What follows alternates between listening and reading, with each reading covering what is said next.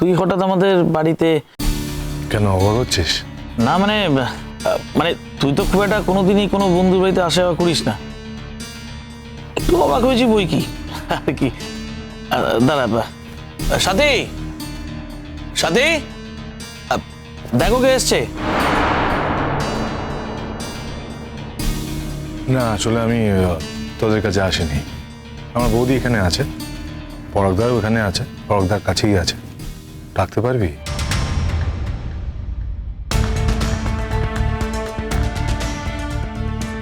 আমি জানতাম শঙ্খ তুমি আজ আসবে। বৌদি ভাই, আমাকে এখানে আনবার জন্য কি পরিকল্পিতভাবে এটা করলে? আমার আশাটা যে শুধু আশা নয়, এটা তুমি বুঝতে পেরেছো নিশ্চয়ই। হ্যাঁ, অনুমান তো করেইছি। তোমাদের বাড়ির এগেনস্টে কথা বলেছি, নিশ্চয়ই তোমার ভালো লাগেনি। শঙ্খ, বলো কি ব্যাপার? আপনার সঙ্গে যে কিছু কথা বলার নেই তা কিন্তু নয়, আপনার সঙ্গে বলবো। তার আগে বৌদি ভাইয়ের সঙ্গে আমার কিছু কথা আছে, সেটাকে কমপ্লিট করে নিই। বৌদি ভাই, তুমি যে কথাগুলো মিডিয়াতে বললে বা বলেছো, সেই কথাগুলোর কোনো সত্যতা তোমার কাছে আছে তো?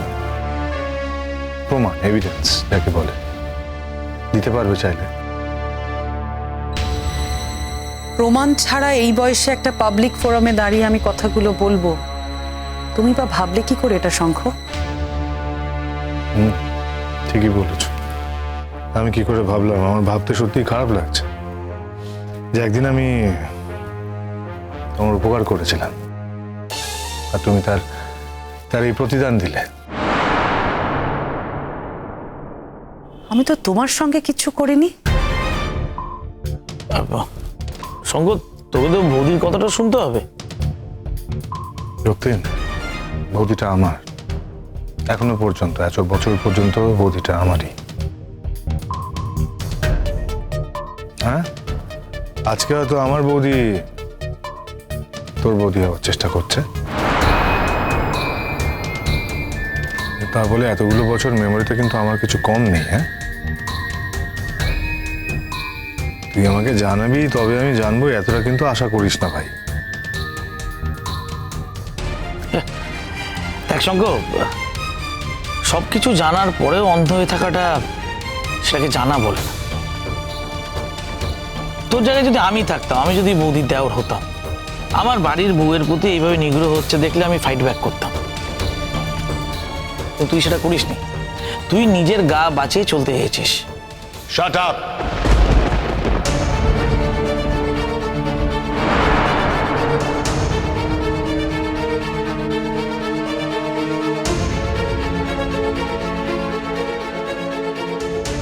আমার পরিবারের ব্যাপারে তোর থেকে কোনো কথা আমি শুনতে চাই না।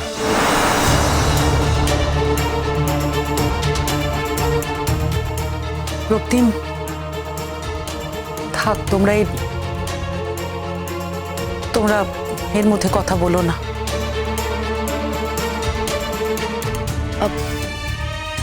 আমি একটা কথা বলি শঙ্খদা, তোমরা দুজন তো অনেক দিনের বন্ধু, এইভাবে নিজেদের মধ্যে ঝগড়াঝাটি অশান্তি করো না। আর তাছাড়া ঝগড়াঝাটি অশান্তি করো বা না করো, সত্যিটা তো সত্যিই থাকবে, সত্যিটা তো আর পাল্টে যাবে না, তাই না? আর তাছাড়া বাবা মা বাড়িতেই আছেন, নিজেদের ঘরে টিভি দেখছেন, এভাবে উত্তেজিত হয়ে কথাবার্তা যদি বলো, ওনারা শুনে যদি বেরিয়ে আসেন, সেটা তাদের পক্ষেও তো ঠিক ভালো দেখায় না, তাই না? কেন? চলে এলে কি অসুবিধা হবে? না, তোমার কি বক্তব্য? তারা শ্রমণা রায়চৌধুরীর যা বক্তব্য ছিল প্রেসের কাছে, সেগুলো তারা দেখেননি, শোনেননি, বা কাগজে পড়েননি, নাকি তাদের ছেলের বক্তব্য শোনেননি? কোনটা? না শোনার তো কিছু নেই শঙ্খ, যা শোনার সেটা তো শুনতেই হবে। আর ওই নিউজটা যে ন্যাশনাল নিউজ হয়নি, সে তোমাদের অনেক ভাগ্য ভালো। What do you mean? যা হওয়ার কথা ছিল কিন্তু হয়নি, সেটাই বলছি। অথচ হওয়ার পোটেনশিয়াল ছিল। একটা মেয়েকে এরম ভাবে একটা পরিবারে দিনের পর দিন অত্যাচার করা হয়েছে। সে বাড়ির সবার কাছে সুরাহা চেয়েছিল, কেউ সুরাহা দেয়নি। তারপরে খুঁজতে খুঁজতে সেই মেয়েটা যদি নিজের লড়াইয়ের পথটা বেছে নেয়, তাতে তোমার কি অসুবিধা হচ্ছে শঙ্খ? আমি আমার বৌদির ব্যাপারে আপনার সঙ্গে কোনো কথা বলবো না। আপনি যে বক্তব্য, যে কথাগুলো বলেছেন, আমি সেই ব্যাপারে আপনার সঙ্গে কথা বলবো, আর কোনো বিষয় না। আমি রেডি, বলো কি বলবে বলো। আপনার কাছে কি প্রমাণ আছে যে আপনি এই মন্তব্যগুলো করলেন? আমাদের এতদিনের পুরনো ইনস্টিটিউশন, সম্মানের জায়গায় রয়েছে ওটা, আপনি হ্যামার করেছেন ওটাতে। আপনার ব্যক্তিগত আক্রোশ থেকে আপনি এই জিনিসটা করেছেন। ব্যক্তিগত আক্রোশ কিসের? দেখো, তুমি যদি তাই বলো তাহলে আমি তোমাকে একটা কথা বলি। তোমার বৌদি তো তোমাদের বাড়ি নেই, তোমার বৌদি এখন আমার সাথে রয়েছে। আমার ব্যক্তিগত আক্রোশ থাকার কথাই নয়, বরং ব্যক্তিগত আক্রোশটা তোমার শঙ্খ, তোমার। সেই কারণে তুমি আমার বাড়ি অব্দি ছুটে এসছো। আমি কিন্তু তোমার বাড়ি ছুটে যাইনি। আমি শুধু এই কথাটাই মনে করে দিতে এসেছি, আমরা কিন্তু চুপ করে বসে নেই।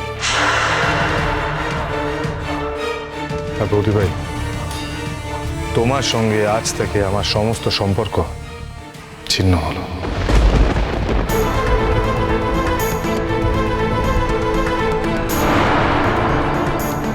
এবং এই যে আমি একদিন তোমার উপকার করেছিলাম, বা যেটুকু উপকারে লাগতে পেরেছিলাম, তার জন্য আজকে আমার লজ্জিত বোধ হচ্ছে।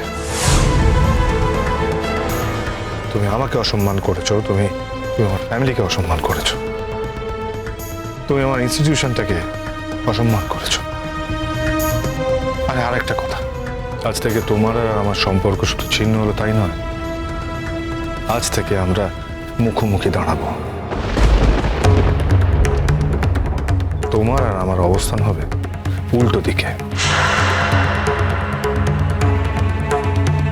শোনো বৌদি ভাই, আমাদের এগেনস্টে যে অন্যায় তুমি করেছো, তার দাম কিন্তু তোমাকে দিতেই হবে। যেদিন তোমাদের বাড়ি থেকে বেরিয়ে এসেছি শঙ্খ, সেদিনই তো অবস্থানটা উল্টো দিকে হয়ে গেছে। এ নিয়ে তো নতুন করে আর কিছু আমার বলার নেই।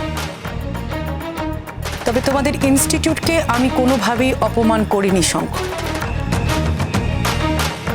তোমাদের ইনস্টিটিউট নিয়ে যে কথাগুলো বলা হয়েছে সেগুলো তো সবাই জানে। আর এমনও নয় যে তোমাদের ইনস্টিটিউটে এমন কোনো ঘটনা ঘটে না। না, তোমার ছোটকাই শুধুমাত্র অন্যায়টা করেছে তাও নয় অবশ্য। আসার আগেই শুনতে পাচ্ছিলাম তোমার জ্যাঠা জেঠি তাদের ছেলেকে কলকাতায় রেখে দেওয়ার প্ল্যানিং করছেন, ইনস্টিটিউটের দায়িত্ব দেবেন বলে। তোমাকে আগাম সাবধান করে দিচ্ছি শঙ্খ, তোমরা তোমাদের ইনস্টিটিউটকে দুদিনে শেষ করে দেওয়ার পরিকল্পনা করছো। কারণ তোমার দাদা শুধুমাত্র একজন ঠগ নয়, তিনি একজন তঞ্চকও বটে, ডাকাত। তোমরা তো তোমাদের সর্বস্ব দিয়ে বাজি রেখে তোমাদের এই ইনস্টিটিউটটা তৈরি করেছো, কিন্তু তোমার দাদা একদিনে সমস্ত কিছু লুটে পুটে শেষ করে দিয়ে তোমাদেরকে রাস্তায় নামিয়ে দেবে শঙ্খ।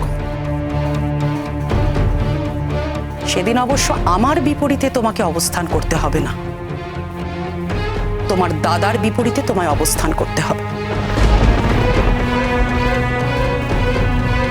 এই কথাটা তোমায় জানিয়ে দিলাম শঙ্খ। আর এটাও জানিয়ে দিলাম আমার কথাটা মিলবেই। How dare you!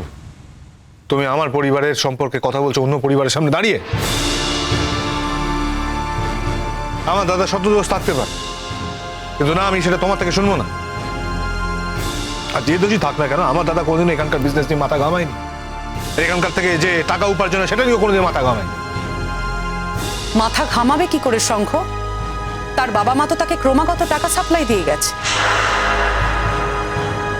আর সে যখন এত বছর পর ফিরে এসে দেখছে যে তোমাদের ইনস্টিটিউটের এতবার বৃদ্ধি, তোমরা আজ তোমাদের ইনস্টিটিউটকে কোথায় পৌঁছে দিয়েছো, তুমি, বাবা, মেচকা সবাই মিলে, তখন সে এই জায়গাটা ছেড়ে কোথাও নড়বে না।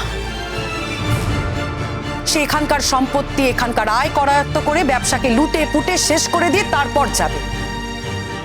আর তোমরা যারা সারাটা জীবন সার্ভিস দিয়ে গেছো তোমাদের ইনস্টিটিউটে, তাদের পাওনা কি হবে জানো শঙ্খ?